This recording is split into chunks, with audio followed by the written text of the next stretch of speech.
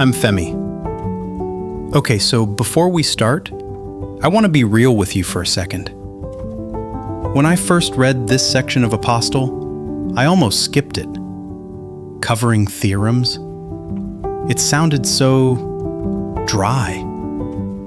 Like, who cares about covering a set with open sets? What does that even mean? And then I got to Heine Borel, and I sat there, and I read it again, and I read it a third time, and something clicked that genuinely changed how I see analysis. Because this isn't about coverings. It's about the difference between infinity you can tame and infinity you can't. And that difference, that line between countable and finite, turns out to be one of the deepest ideas in all of mathematics. So stick with me, even if the setup feels slow. The payoff is worth it, I promise. Let's get to it after the break.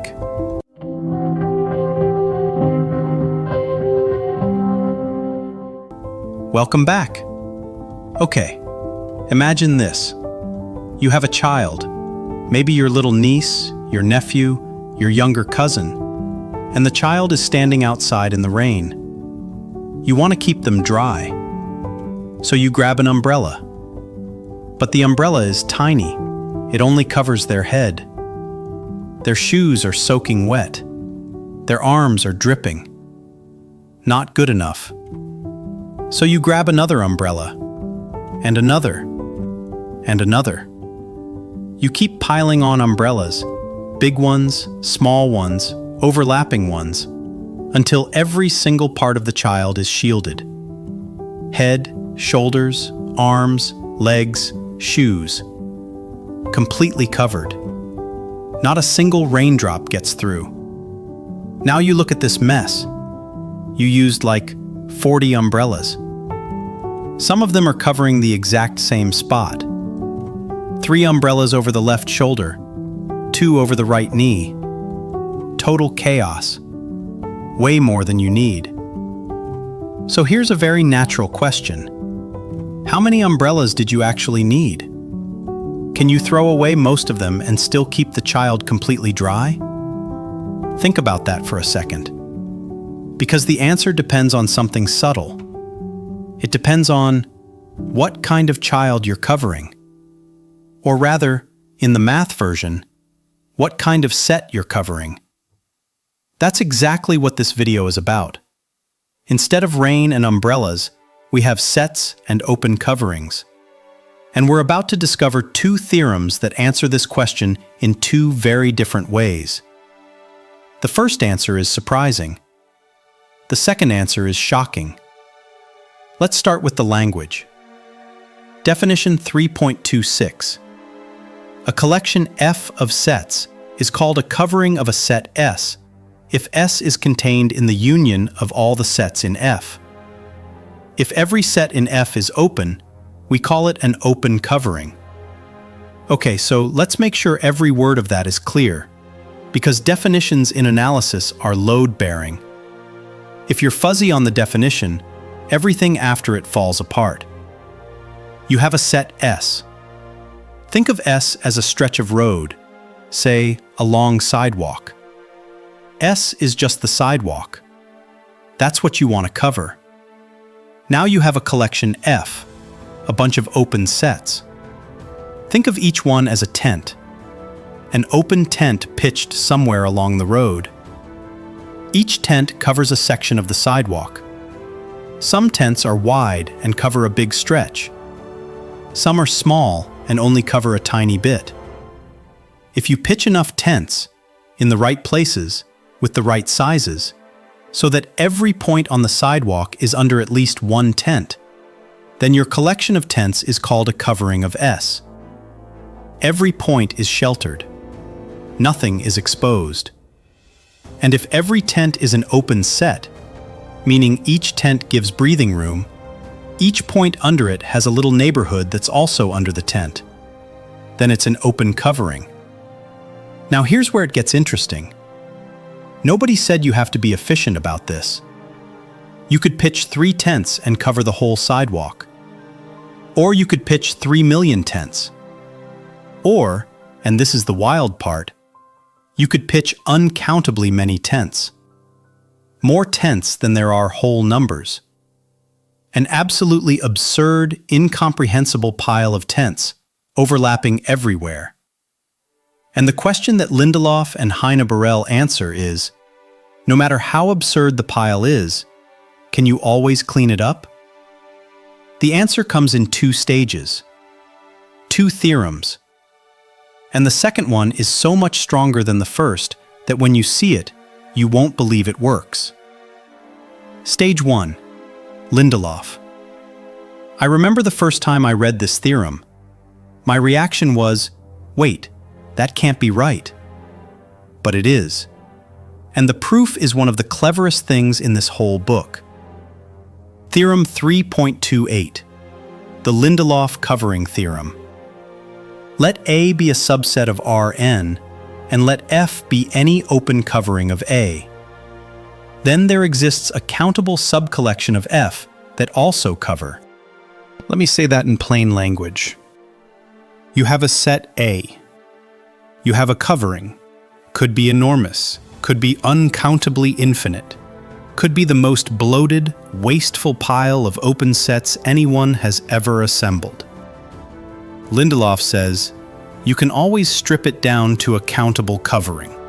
Always. No matter what A is. No matter how big F is. Countable means you can line them up and number them. Tent 1, tent 2, tent 3, and so on. The list might go on forever. That's fine. Countable just means each one gets a positive integer label. But the uncountable chaos? Gone. Reduced to order. Now, when I first learned this, I nodded along and thought I understood it. But I didn't really understand why until I worked through the proof. And the proof has this one idea in it, this one trick, that once you see it, you can't unsee it. It's the kind of thing that makes you fall in love with mathematics a little bit. Here's the trick. From chapter 2, we know the rational numbers are countable. You can list all of them, Q1, Q2, Q3, and so on forever. Every ratio of integers gets a spot on the list. Now think about open balls. An open ball is defined by 2 things, a center and a radius. If the center has rational coordinates, meaning every coordinate is a rational number, and the radius is also rational, we call it a rational ball. Here's the key observation. How many rational balls are there? Well, in Rn, a rational ball needs n rational numbers for the center plus 1 rational number for the radius. That's n plus 1 rational numbers total. And we showed in chapter 2, Theorem 2.27, that countable products of countable sets are countable. So the collection of all rational balls, call it G, is countable. Let me say that again because it's so important. Every open ball with rational center and rational radius can be listed. A1, A2, A3, and so on. The list is infinite, but it's countable. You can number them with positive integers. This is the heart. Now here comes the lemma that makes everything work. Theorem 3.27. The lemma says, if X is any point sitting inside an open set S, then there exists a rational ball from G that contains X and fits entirely inside S. Let me walk through why this is true, step by step, because if you get this, you get the whole proof. S is open. What does that mean? It means x is an interior point of S, which means there exists some ball B of x, r that fits entirely inside S. The ball has center x and radius r. Now, x might have irrational coordinates. The radius r might be irrational. So B of x, r might not be in our countable collection G. That's fine. We don't need B of x, r itself. We need a rational ball that's close enough. Here's how we find one. The rationals are dense in the reals. Between any two real numbers, there's a rational number. So we can find a rational point y that's very close to x. How close? Within r/4 of x, coordinate by coordinate. Y is lurking nearby, and it has all rational coordinates. Now pick a rational number q between r/4 and r/2. That's our radius. The ball B of y, q, centered at the rational point y with rational radius q, has three properties that matter. First, it's in G. It has rational center and rational radius, so it's somewhere on our countable list. It's a sub m for some positive integer m. Second, it contains x. Why? Because y is within r/4 of x, and q is at least r/4, so x is within distance q of y. X is inside B of y, q. Third, and this is the one that takes a second to see, the golden ball fits entirely inside the blue ball. Why? Let me walk you through it slowly. Pick any point z inside the golden ball, any point at all. Z is inside B of y, q, which means the distance from z to y is less than q. That's what it means to be inside a ball. You're within the radius of the center. Now, we already know y is close to x. How close? Within r/4. That's how we chose y. So think about the journey from z to x. You could go from z to y, that's a distance less than q. Then from y to x, that's a distance less than r/4. 2 hops. And the triangle inequality, our old friend from video 1, says the direct distance from z to x can't be more than those 2 hops added together. The shortcut is never longer than the detour. So the distance from z to x is less than q plus r/4. Now, q is at most r/2, so q plus r/4 is at most r/2 plus r/4. That's 3/4 of r. 3/4 of r is less than r. So z is within distance r of x, which means z is inside B of x, r, the blue ball. And that works for any z in the golden ball. Every single point in the golden ball is also in the blue ball. The golden ball fits entirely inside the blue ball. And the blue ball fits inside S. We established that at the start. So the chain is complete. X is inside the golden ball is inside the blue ball, and the blue ball is inside S. I know that was dense, but here's what it means in plain language. No matter where x is, no matter how weird or irrational its coordinates are, there's always a rational ball. A ball with nice, listable, countable coordinates that hugs x and fits inside whatever open set contains x. The rationals are everywhere, and they can always approximate what you need. That's the beauty of density. The rationals are a tiny set, countable, almost nothing compared to the reals. But they're spread so evenly that they can represent the behavior of any open set. Now Lindelöf falls out, and it falls out cleanly. Take any point x in A. It's covered by some open set S from your covering F. By the lemma, pick a rational ball A sub m from G that contains x and fits inside S. Now, different points might give you different rational balls. But how many rational balls are there in total? Countably many. G is a countable list. So no matter how many points you do this for, even uncountably many points, you can only ever use countably many rational balls, because there are only countably many to choose from. For each rational ball you used, go back and pick one set from F that contained it. You used countably many rational balls, so you pick at most countably many sets from F. And those countably many sets still cover A, because every point of A is inside some rational ball, which is inside one of the chosen sets.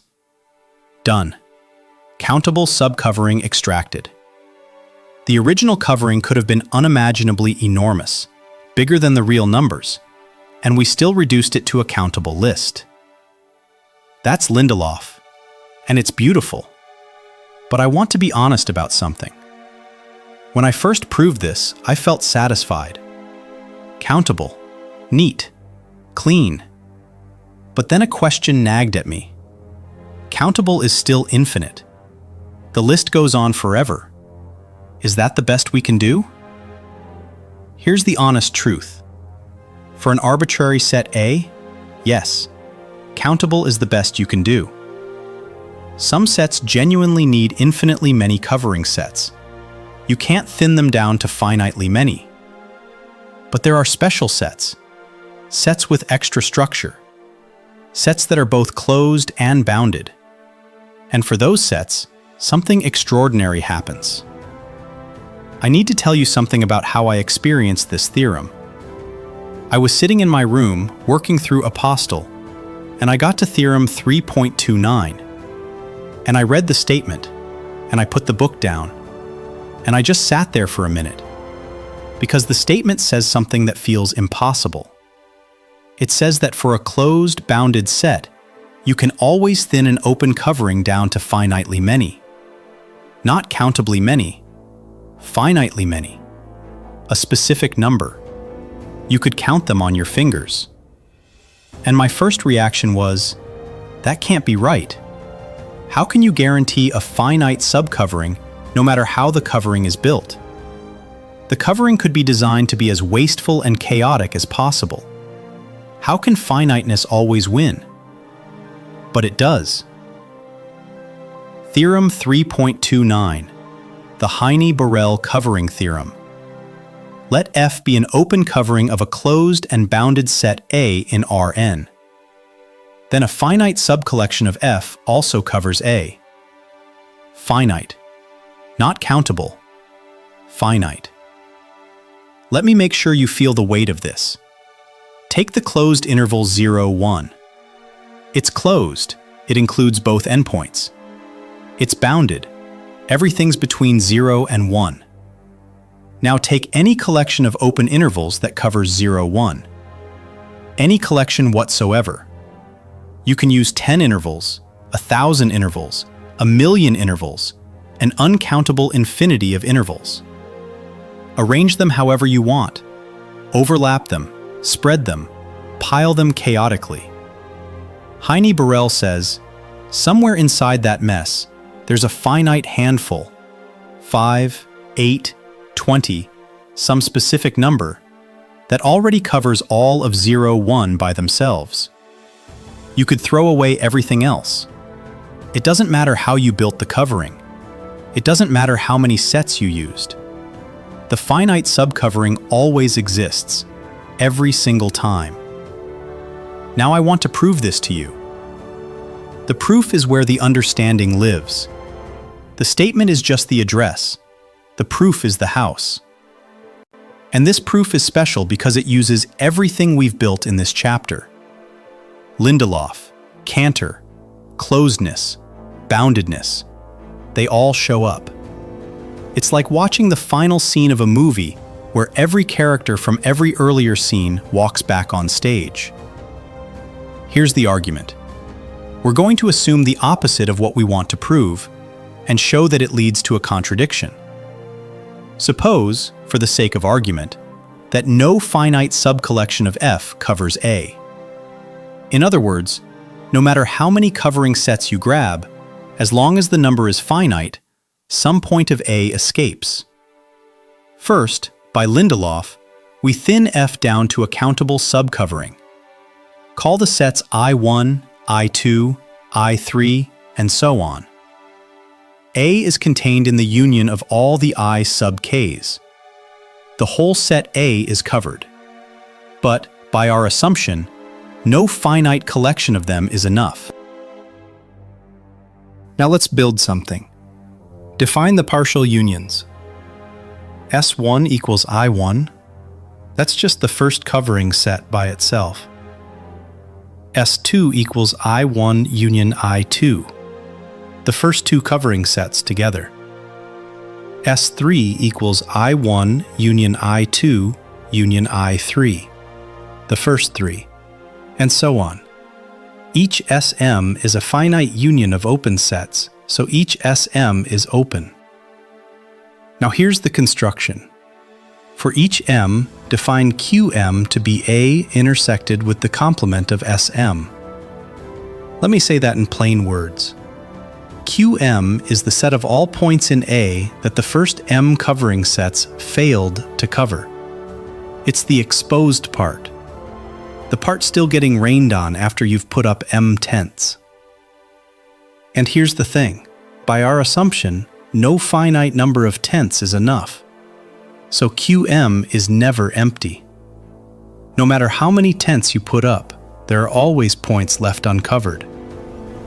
Q1 is non-empty, Q2 is non-empty, Q3 is non-empty. Every single QM is non-empty. There's always someone still standing in the rain. Now let me show you the properties of these QM sets, because each property matters. First, each QM is closed. Why? A is closed, that's given. And SM is open. It's a finite union of open sets. The complement of an open set is closed, and the intersection of two closed sets is closed. So QM, which is A intersected with the complement of SM, is closed. Check. Second, they're nested. QM plus 1 is contained in QM. Why? Because SM plus 1 equals SM union IM plus 1. So SM plus 1 is bigger than SM. It covers more, which means its complement is smaller, which means QM plus 1, the exposed part, is smaller than QM. Each stage, the exposed region shrinks. It gets contained inside the previous one. Check. Third, they're bounded. Why? Because every QM is a subset of A, and A is bounded. If A fits inside a box, then every QM fits inside that same box. Check. Fourth, they're non-empty. Why? By our assumption, no finite subcollection covers A. So after any finite number of covering sets, there are always uncovered points left. Check. So what do we have? A sequence of sets, Q1, Q2, Q3, and so on. They're closed, they're nested, each inside the last. Q1 is bounded, and they're all non-empty. Closed, nested, bounded, non-empty. That's the Cantor Intersection theorem. Exactly. The same theorem we proved in video 7. Cantor says the intersection of all the QMs is non-empty. There exists a point, call it x, that lives in every QM. Now think about what that means. Really think about it. X is in Q1. That means X is not covered by S1, which is I1. So X is not in I1. X is in Q2. That means X is not covered by S2, which is I1 union I2. So X is not in I1 and not in I2. X is in Q3. Not in I1, not in I2, not in I3. X is in every QM. So X is not in I1, not in I2, not in I3, not in any of the I sub k's. But wait, X is in A. We know that because every QM is a subset of A, and X is in every QM. And the I sub k's are supposed to cover A. Every point of A should be inside at least one I sub k. That's what it means to be a covering. So X is in A, and X should be in some I sub k. But we just showed X is not in any I sub k. That's a contradiction. Our assumption was wrong. The assumption that no finite subcollection covers A, that's impossible. Some finite subcollection does cover A. Heine Borel is proved. Let me just take a second to appreciate what just happened. Because when I first understood this proof, it was one of those moments in mathematics where you feel the whole structure of the subject holding together. You feel the weight of the building. This proof used everything. It used Lindelöf to reduce the covering to countable. It used the fact that A is closed and bounded to make the QM sets closed, nested, and bounded. It used the Cantor Intersection theorem to find the survivor. And Cantor itself used Bolzano-Weierstrass, which used completeness of the reals from Chapter 1. The whole chain stretches all the way back to the very first axiom. Completeness feeds Bolzano-Weierstrass. Bolzano-Weierstrass feeds Cantor. Cantor feeds Heine Borel. Each theorem is a load-bearing wall in a building that's been under construction since Chapter 1. And if you're watching this and thinking, this feels like everything is connected, you're right, it is. Analysis is not a collection of random facts. It's a structure. Every piece supports every other piece. Now let me show you that Heine Borel can fail, so you see exactly which piece of the structure is doing the work. Take A equals the open interval 0, 1. Everything between 0 and 1, but not including 0 and not including 1. The endpoints are missing. This set is bounded, everything's between 0 and 1, but it's not closed. The endpoints are not in the set. Now cover it with these open intervals. For each positive integer n starting at 2, take the interval 1 over n, 1. So we have 1/2 1, then 1/3 1, and so on forever. Does this cover 0, 1? Yes. Pick any point x in 0, 1. X is positive. So for some large enough n, 1 over n is smaller than x. That means x is in the interval 1 over n, 1. Every point of 0, 1 is covered.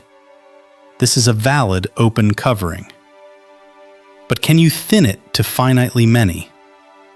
Can you pick, say, just the first million of these intervals and cover all of 0, 1? No.